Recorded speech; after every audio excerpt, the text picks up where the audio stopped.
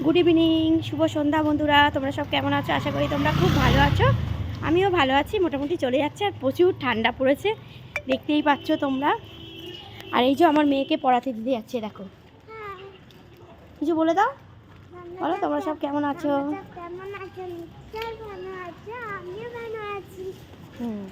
বলো আমি পড়তে যাচ্ছি।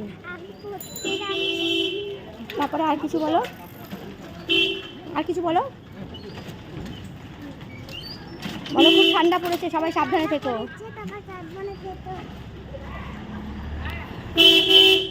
তো চলো, তোমাদের কাদের কাদের চা খাওয়া হয়নি, চা খেয়ে নাও গিয়ে। আর আমি তো গিয়ে খাবো চা, এখনও খাইনি। আজকেরে শুয়েছিলাম, তারপরে উঠে রেডি ফেডি হয়ে আর নিয়ে এলাম পড়াতে। আর এই দেখো আমাদের মন্দিরটা, অনেক দিন পরে দর্শন করে নাও। আর তোমাদের কাদের কাদের ওখানে ঠান্ডা পড়েছে অবশ্যই কিন্তু জানিও, ঠিক আছে? এখানে তো কালকের 8 ছিল, মানে সকালবেলা 9 ছিল, 8 ছিল, এরম চলছে। আর আমার অবস্থা দেখেছো তো, একদম সোয়েটার ফোয়েটার পরে বেরিয়ে গেছি, মেয়েকেও তাই। প্রচুর ঠান্ডা, প্রচুর ঠান্ডা পড়েছে বন্ধুরা, প্রচুর ঠান্ডা।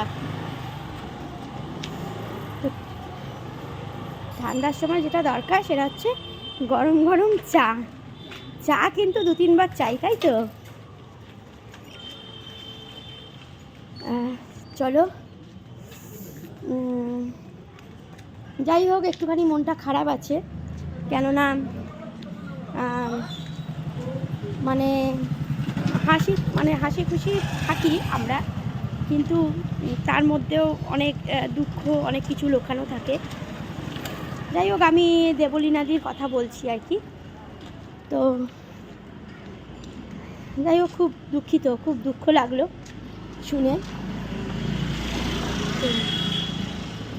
চলো মেয়েকে ছাড়ি, ঠিক আছে? তো চলো, এই যে চলে এলাম। দিদিমণির এই যে দেখো উঠছে। তো চলো, তোমরা সবাই চাটা খেয়ে নাও। আর আমরা তো চলে এলাম। আর আমাকে এরকম কিরম লাগছে গো, অবশ্যই কিন্তু কমেন্ট করে জানিও, ঠিক আছে? কেমন লাগছে ঠান্ডায়, আর কেমন লাগবে, সোয়েটার ফোয়েটার পরেছি। চলো তোমরা গিয়ে চা খেয়ে নাও, ভালো থেকো, আমার পাশে থেকো, আমি কিন্তু সবার পাশে আছি, কেমন? চলো টাটা, টাটা করে দাও বাবু।